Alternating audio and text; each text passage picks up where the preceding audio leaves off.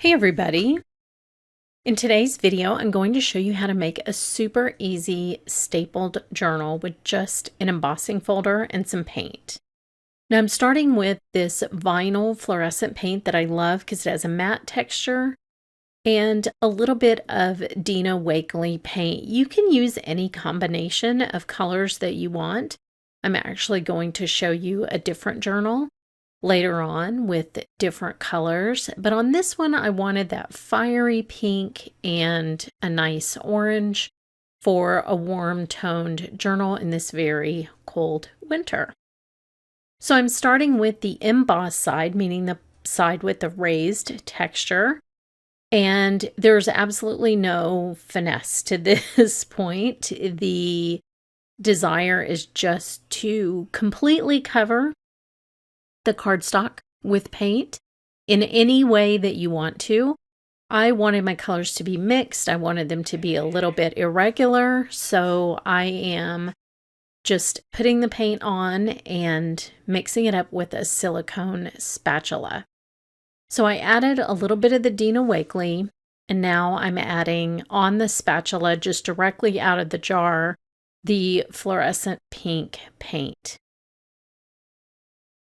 So I will apply this to the embossed paper, and the reason that I like the silicone spatula is it bends and it sort of gets in all of the little crevices of the paint. So it's really doing a good job covering the debossed areas of this side. Now I will be covering both sides of this journal cover with paint and the other mediums that I'm using, but I just wanted to show you that the texture is easy to get into with these little silicone spatulas. I will have a link to these below. You can also use a paintbrush. You can use a sponge. Anything that you normally apply paint with is just fine. So anything that you like to do, feel free to do. You also don't have to cover the whole thing. If you'd like a little bit of white showing, feel free to have a little bit of white showing. That's just you creating. As Chef John says, do you guys watch Chef John's videos?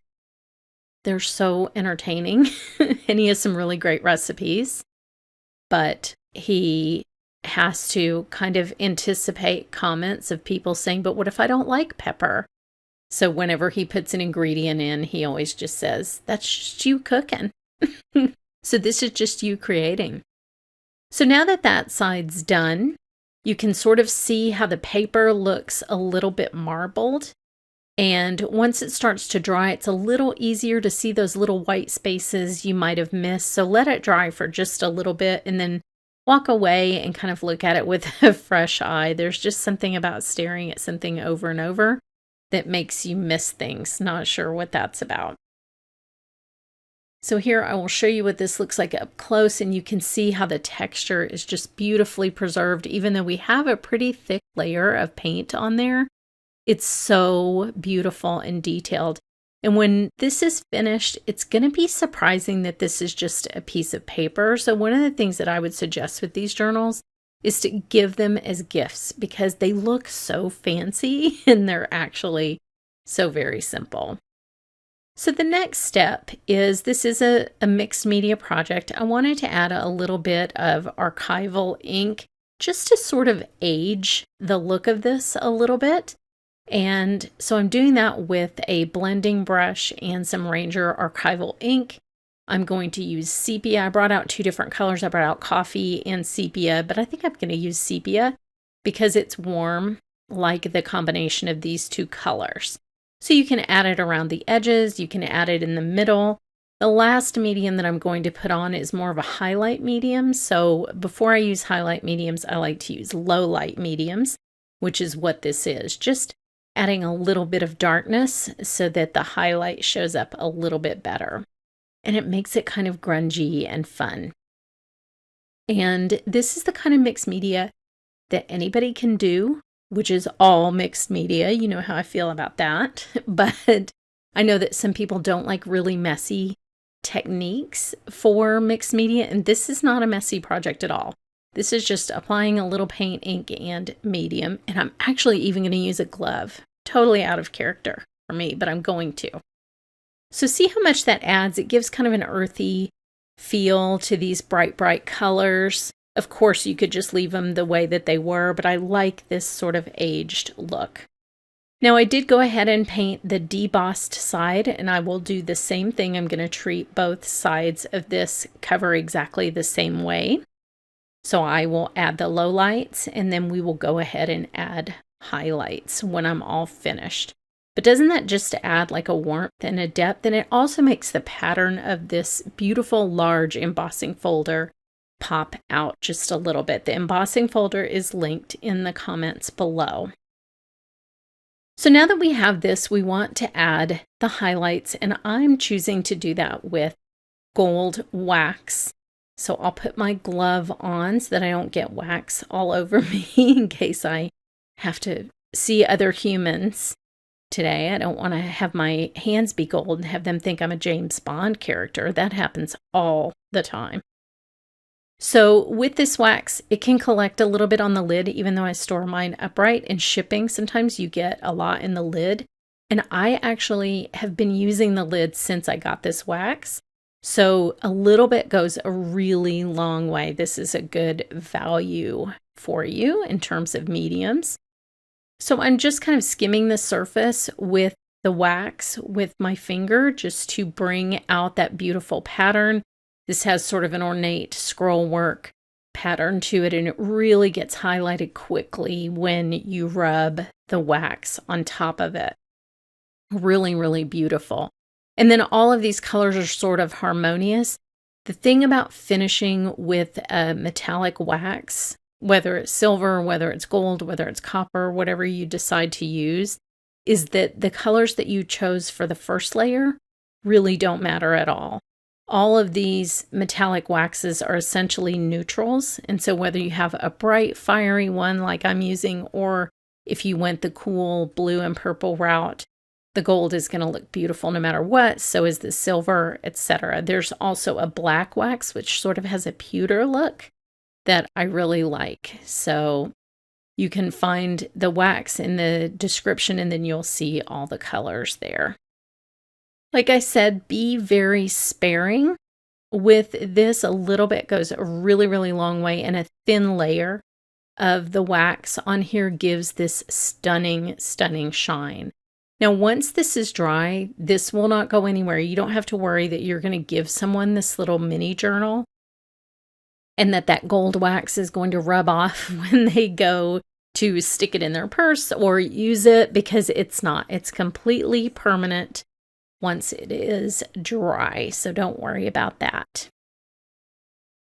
I find that this really complements any embossing folder, and we're sort of used to, as paper crafters, using embossing folders as texture on either colored cardstock, white cardstock, black cardstock, etc. But they are a mixed media dream, honestly, when you think about the mediums that we're using today, like paint and finishing waxes, because they turn the paper into something that looks much more valuable than just paper. It really looks like tooled leather, depending on what colors you choose, or something even more exotic than tooled leather, maybe tooled leather with gold leaf, that kind of thing.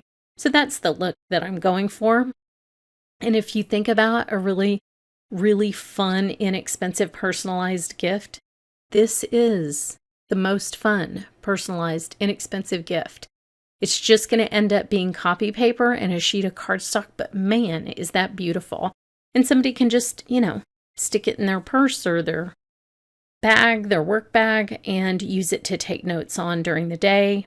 And it's not an overly precious gift that, you couldn't throw away when the notebook was full. So it has a lot of positive attributes. Now, I have a hard time stopping using the wax, but just stop when you like the way that it looks, and it's fine. You get sort of a patina look. Definitely looks like more than paper here. And depending on the colors you choose, if you choose like a greenish, brownish color, then it's really going to look like copper, etc. So now the back looks very plain by comparison. Now it looked really fancy a minute ago, but now that we've seen the other side, you can see that we're definitely going to need wax on this side as well. Now this will have a completely different look because this is the deboss side. So in this instance, you're rubbing on the flat surface of the paper, and the debossed image is what's going to stay dark and filled with paint. So it's sort of like a reverse highlight. On the other side, we highlighted the pattern. On this side, we are low lighting the pattern and highlighting the flat portion of the cardstock. Now, a lot of this will be covered up by the paper, but there's a real contrast between just the paint and the paint with the gold on it. And so I think you'll want to have that gold peeking out from behind the paper.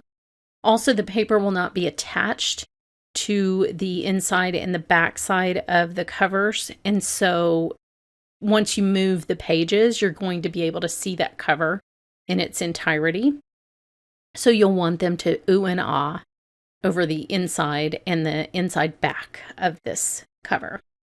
So there you go. That looks great. And we will clean up and get to work on the inside. You're not going to believe how easy this is to make. It's really quite something. But there are a couple of little tricks that I learned when I was doing bookbinding at the Rare Books Library in Rochester, New York. And one of those is that when you fold paper, this is just 10 sheets of copy paper cut to the right size and folded in half. But one of the things you learn when you fold paper is you don't get a nice clean straight edge like you see on mine. I'll show you an example of some uncut paper. So when I fold it, see how there's an angle? When the fold happens, that top page is short and the bottom page is long just because of the way paper folds.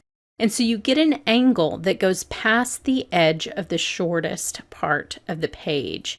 And that angle can stick out beyond your cover on both sides. So it's angled on both sides to a point, basically making a triangle. So what you'll want to do if you want that to be straight, like you saw mine was, is you want to cut it back to that first shortest page so that it doesn't stick out of that cover.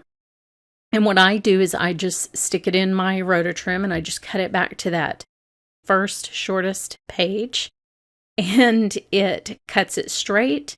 The seam is preserved where the whole book is going to go together, and it's nice and easy to trim off. You can do one side at a time or you can do both depending on your paper trimmer. But it has a really neat finished look that looks like a real book when you're done.